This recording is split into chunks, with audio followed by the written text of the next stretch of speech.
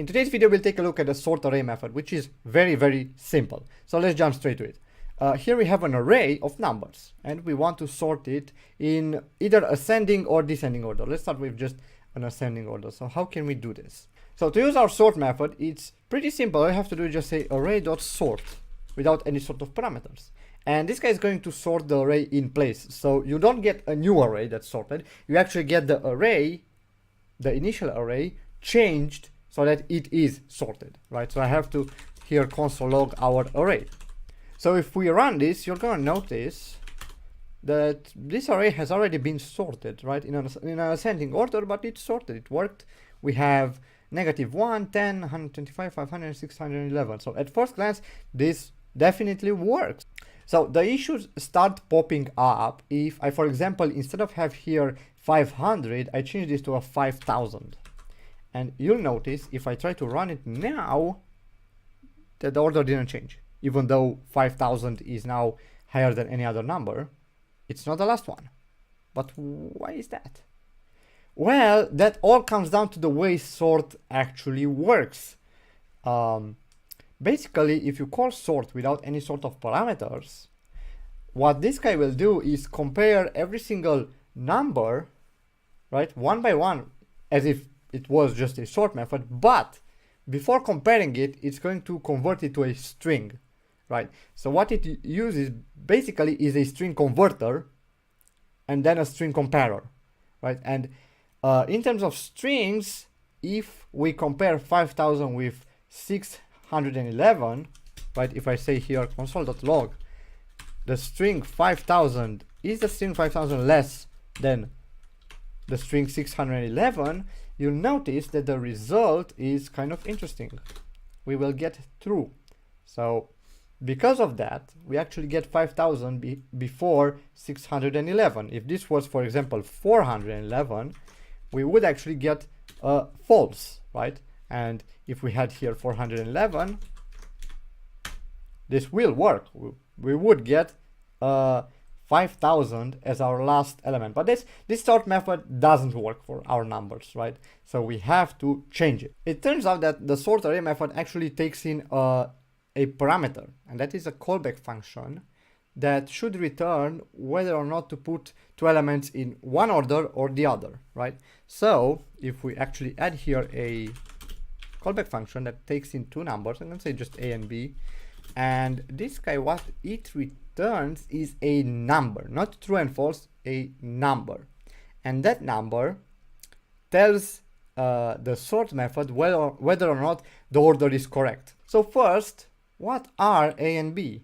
Because certainly they are not the first two elements of the array or the next two. No, they're basically pairs of any two elements from the array that sort uses to actually basically sort the array in place.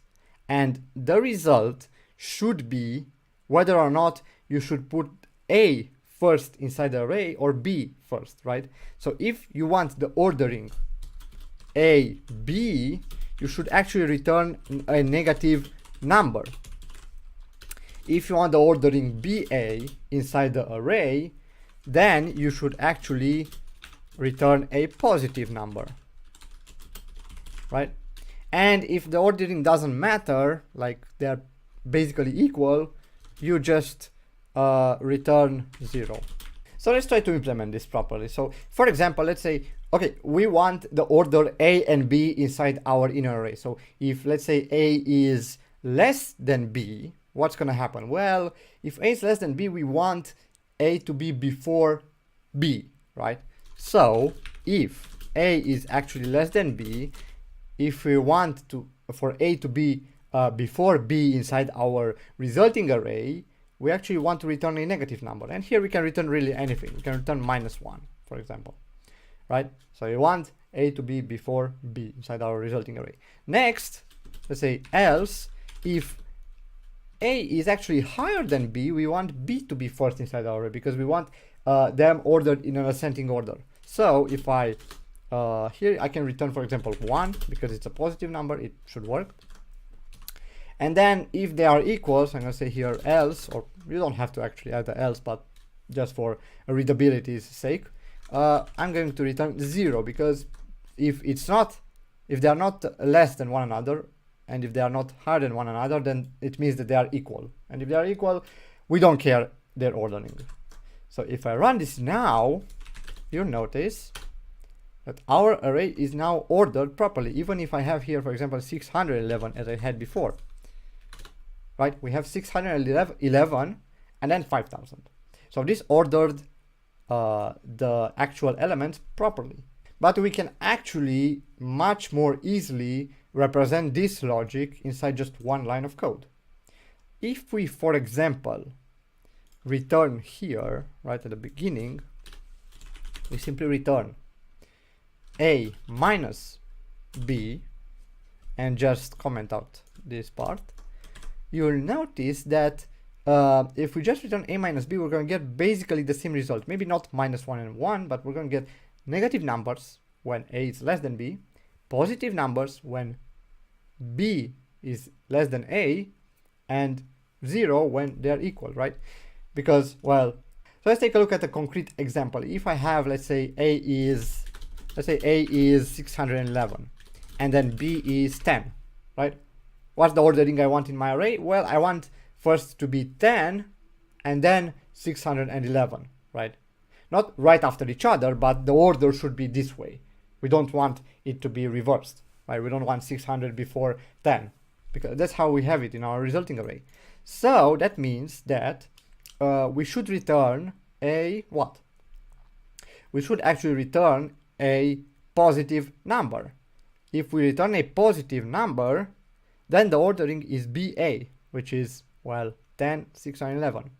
If we take a look at the actual operation here, well, A is what? 611, B is 10, 611 minus 10 is 601, which is a positive number. So it tells the sort function that, okay, well, I want this 10 to be before 611, so it should work.